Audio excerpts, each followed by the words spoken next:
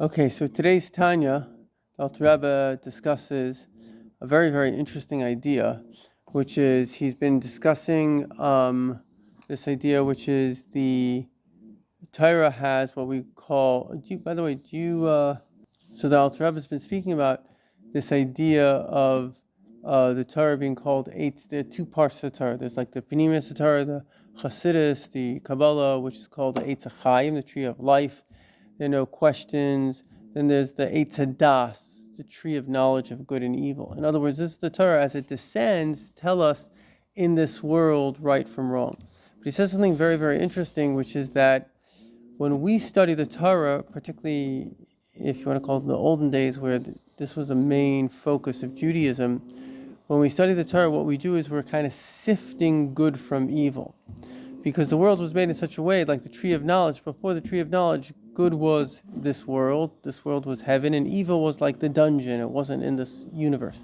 And so Adam got a little curious, and he looked into that realm, and because a person is what we call a pnimi, a person is sensitive, so whatever, like a soul is something that's sensitive, something that's unsensitive is basically dead.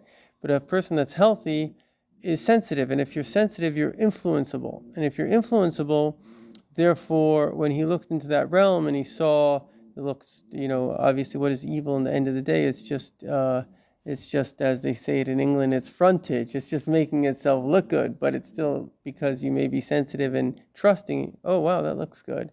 And so therefore, there becomes a desire, and then that desire is like almost an addiction. Now you have to remove the good from the bad, because everything that exists, just a good example, whether it's a sexual instinct, whether it's an instinct for money, all these things, pride, have very good reasons why God made them. They have good times and spaces, but you have to be able to separate the good from the bad, because the bad is always about how does this make my ego look bigger, right? That's the bad.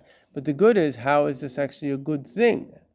Like money is a wonderful thing, using it for Hashem, using it for good things. So it's all about the combination of the Torah, if you want, even the mind, connecting to the heart and directing the heart. So now this desire is in the right direction. It's a good thing, like fire. Fire is a wonderful tool if you have it under control. If you don't, it burns everything in its path. And the same thing is with all emotions.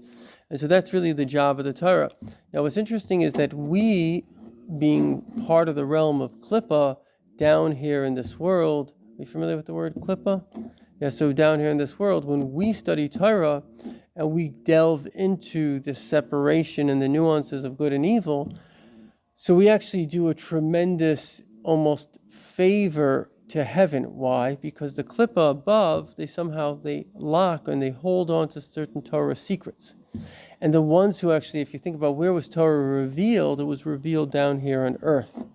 And just to conclude with a story that right here in Tzfat, a very famous Rabbi Yosef Cairo, he was once delving very deeply, he was from the greatest minds, delving very deeply into concept. It took him a whole night to figure something out.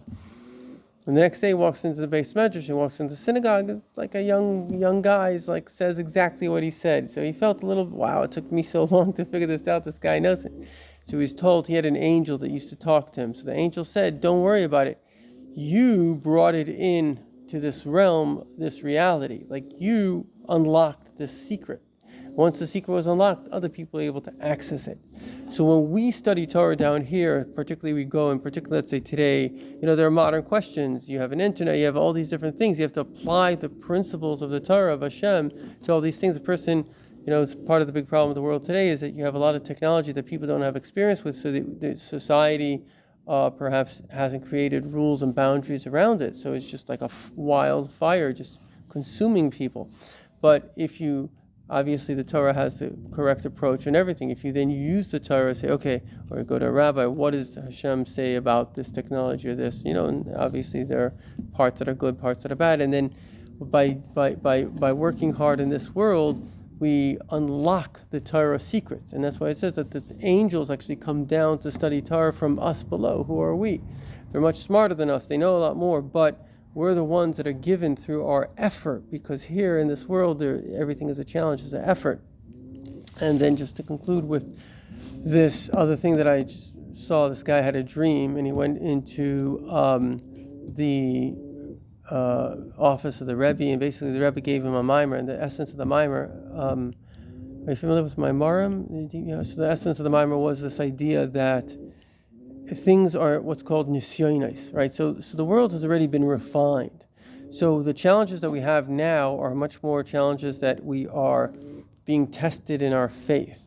And really now our greatest mission is to stand tall and proud and confident that this world is run by Hashem. Baal Shem Tov says one of the greatest, not the greatest prayer, he says the greatest prayer in exile is knowing that everything is run by Hashem, because the whole exile is just a false reality that there is this other dimension that exists. And really, it's all Hashem. And once we unlock ourselves that everything is really Hashem, and Mashiach is about to come, so we unlock that in the world, and particularly we who are going through the challenge, and it looks like the darkness is real, realize, no, it's all just a smoke screen. It's the light is real. And then we bring Mashiach through that.